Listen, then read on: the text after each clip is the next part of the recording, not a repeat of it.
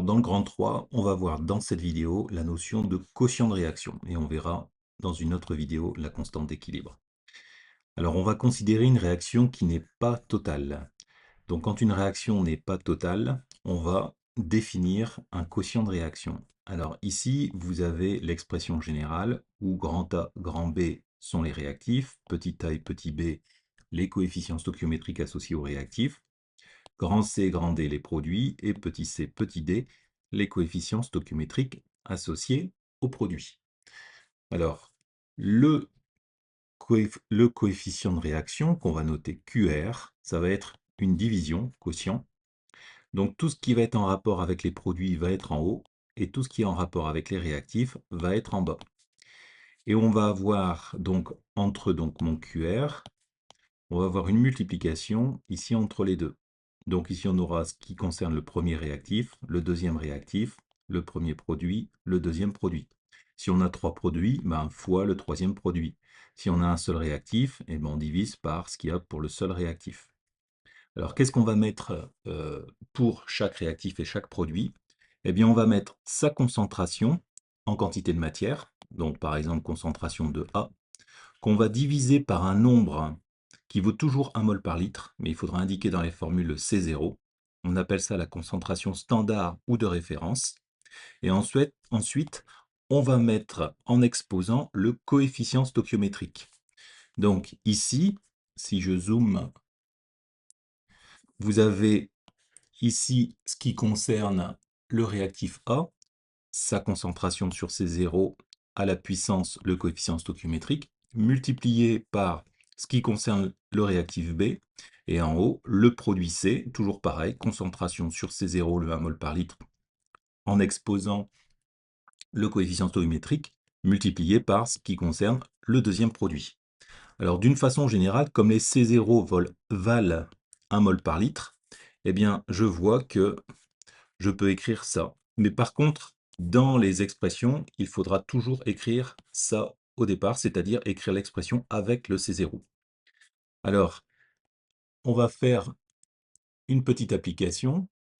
Donc la petite application qu'on va faire, je vais la faire sur un exercice. Donc si par exemple, si je prends l'équation, la toute dernière équation, alors vous comprendrez plus tard pourquoi j'ai pris la toute dernière. Donc ici, on a des coefficients stoichiométriques, 2, 2, 2, et puis 1. Donc si je veux établir l'expression du quotient de réaction pour la question F, c'est une division. J'ai deux réactifs, il y aura un fois entre les deux. J'ai deux produits, il y aura un fois entre les deux. Donc en haut, je vais mettre les produits. Donc je vais m'attaquer au produit Fe2+, que je vais mettre ici. Deuxième S4O6 de moins que je vais mettre ici. Et les réactifs, le premier et le deuxième. Et qu'est-ce que je vais mettre? Concentration sur C0 avec, en exposant le coefficient stoichiométrique. Donc ici, le Fe2+, concentration de Fe2+, sur C0 à la puissance 2. Pourquoi la puissance 2? Parce que le coefficient stoichiométrique, c'est 2. Ensuite, multiplié par concentration de S4O6 de moins sur C0 à la puissance 1. Pourquoi la puissance 1? Puisque ici, j'ai un coefficient stoichiométrique de 1. En dessous, j'utilise les réactifs. Je pense que vous avez compris.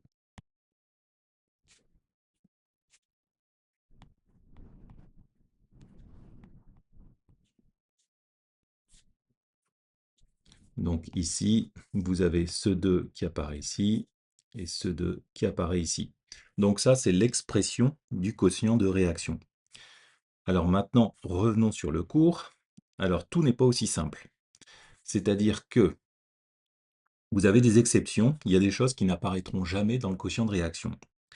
Si vous avez un solvant, par exemple l'eau, parfois c'est un solvant. Si vous avez un gaz qui est non dissous, donc dans les équations, vous verrez, entre parenthèses, petit g, à côté de la formule chimique de l'espèce. Ou bien si vous avez un solide, donc vous verrez, entre parenthèses, S, si c'est un solide. Eh bien, la concentration en quantité de matière n'est pas définie. Donc, on ne va pas mettre 0 à la place de, par exemple, ça. on va mettre 1. Alors le chiffre 1, c'est quand même mieux de ne pas le mettre, mais en fait ça n'apparaît pas. Donc je vous donne un exemple. Alors l'exemple, il est ici. Alors je vais le prendre sur les exercices. Donc maintenant, un petit exemple sur l'exercice. On va prendre quelque chose où j'ai un solide. Eh bien, par exemple, on peut prendre l'exemple D. Alors, je vais effacer pour le F. Donc, pour le D, qui est ici, donc quotient de réaction, donc j'ai une division. Donc, pour le D, je me retrouve avec A que je vais le prendre. Solide, ça n'apparaîtra pas. Solide, ça n'apparaîtra pas. Et à que ça va apparaître. Donc, je vais faire apparaître dans mon quotient de réaction une chose au niveau des réactifs, ce qui se passe pour Zn2+, avec son coefficient stoichiométrique 3, et ce qui se passe pour L3+, avec son coefficient stoichiométrique 2. Donc, dans mon expression, en haut, je ne retrouve que la concentration d'Al3+, sur C0 puissance 2, puisque le coefficient stoichiométrique, c'était 2. Et en bas, je me retrouve avec uniquement le Zn2+ sur C0 sur puissance, pardon, coefficient 3. Donc là, vous avez un exemple. Donc ici, quand vous ferez ces exercices, vous ferez bien attention à, attention, solide. Alors ici, attention, l'eau est un solvant. Ici, il ne restera plus rien dans les réactifs. Donc s'il ne reste plus rien, on ne se retrouvera pas avec 0, mais avec 1. Puisque si on peut considérer que si vous ne le mettez pas, c'est comme si on le remplaçait par le chiffre 1.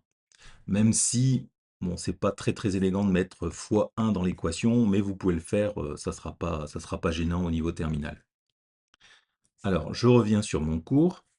Donc ici, tout ça, on en a parlé.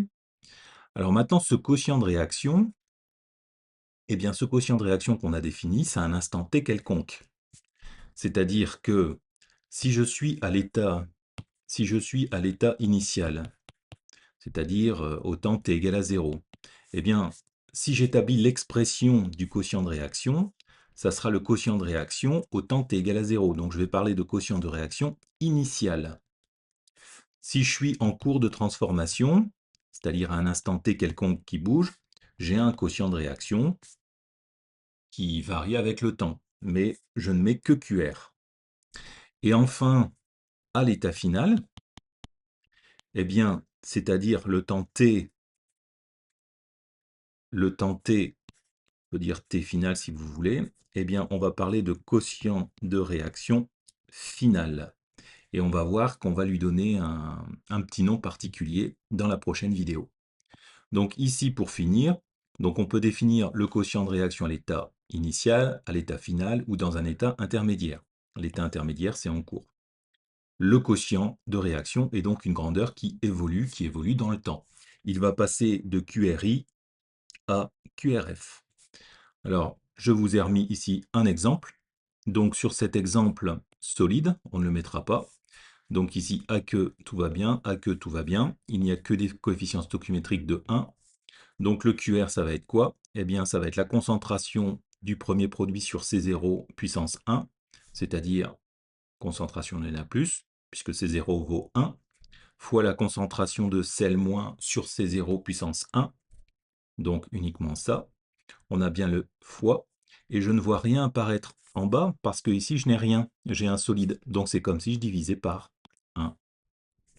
Et pour ce deuxième exemple, eh bien ici, vous voyez l'exemple du solvant. L'eau est un solvant, donc je ne le vois pas apparaître. C'est comme si j'ai un fois 1 ici en bas, puisque l'eau est un réactif, donc je le mets en bas. Un fois 1 pour la molécule d'eau. Donc pour vous entraîner, eh bien, vous établirez l'expression des quotients de réaction pour cette équation, celle-là et celle-là.